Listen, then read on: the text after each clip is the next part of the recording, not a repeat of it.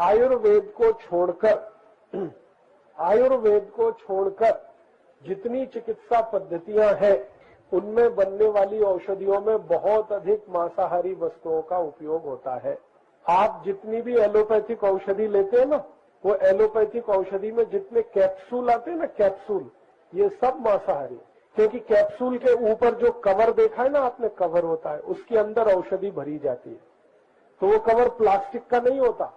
आपको दिखने में ऐसा लगेगा कि ये प्लास्टिक का है, लेकिन वो प्लास्टिक का नहीं है, क्योंकि अगर वो प्लास्टिक का होगा आप उसको खाओगे तो अंदर जाके वो घुलेगा ही नहीं, क्योंकि प्लास्टिक 400 वर्ष तक घुलता नहीं है।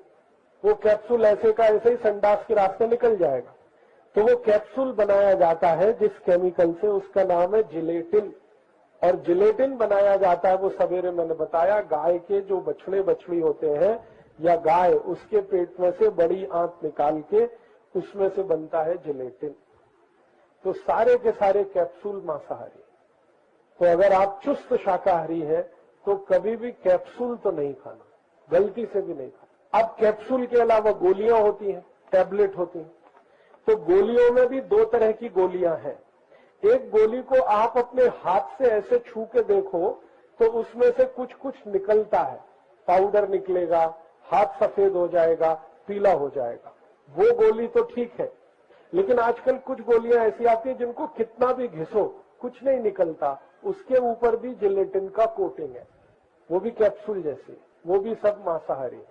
थोड़ी सी कुछ गोलियां ऐसी हैं जिनपे ये जिलेटिन कोटिंग नहीं होता, लेकिन वो औषधि इतनी खतरनाक है कि आपको कैंसर, डायबिटीज, अर्थराइटिस ऐसे 100 रोग कर दे, जिनपे कोटिंग नहीं है।